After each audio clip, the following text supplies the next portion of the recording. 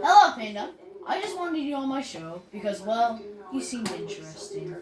Well, hello there, dear sir. Thank you for your kind words.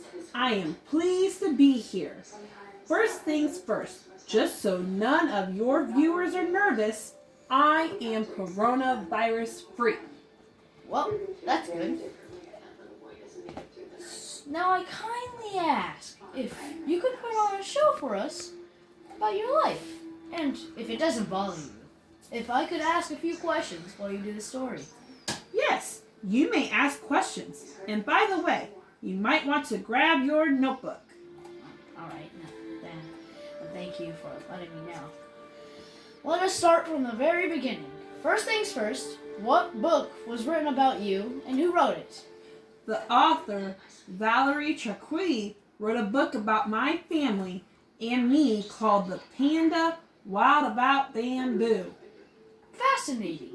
Where does the story take place? In my homeland where I'm from, China. All right, why don't you start us off from when you were born? All right, when I was born, thankfully, I was an only cub. Sometimes a mom panda will have 2 cubs, but she can only care for one and will abandon the weaker cub and let it die and take care of the stronger cub. When we are born, we are about the same size of an orange. We are born with our eyes sealed shut. It takes us a long time to learn to walk. Even at 4 months, we still aren't able to walk. So that means my mom had to carry me around by the back of my neck. What does a panda like to eat after it gets old enough to be away from its mother? Different than other bears, we are actually herbivores. We especially like to eat a plant called bamboo. However, you should know that even though we eat plants, we are still able to kill people and other animals if we have to. Is it like a self-defense for you when you kill? Yes, it kind of helps us, but mainly we use our teeth for destroying bamboo. Anyways, as I grew up, I became lazier and hungrier. Bamboo doesn't make us fat, so that causes us to not hibernate like other bears.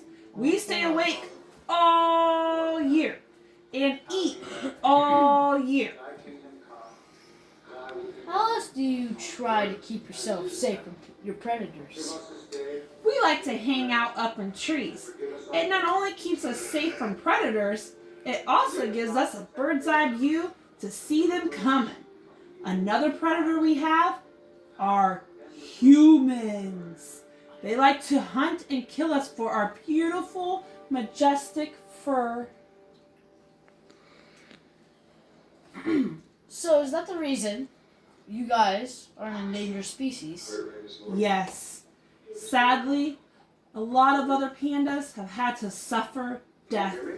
But that is the reason why I hide from humans. How do you communicate with other pandas? We communicate in 11 different sounds.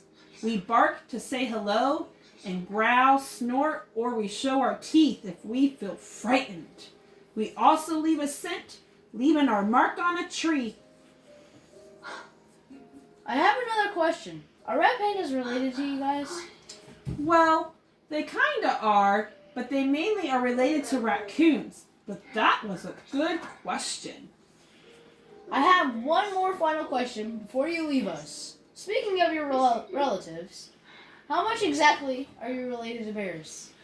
We aren't fully related to bears. Most bears, like a grizzly bear, like to eat meat.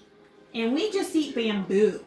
However, other bears, on top of eating meat like fish, also eat berries, which is a plant, so in that part we are related.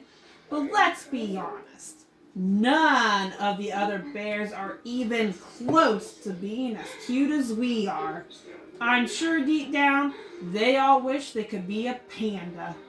Well, I think it's about time for me to go back to Asia and hide out again up in the trees in the forest. It was nice meeting you, and I hope you all learned something about the adorable panda.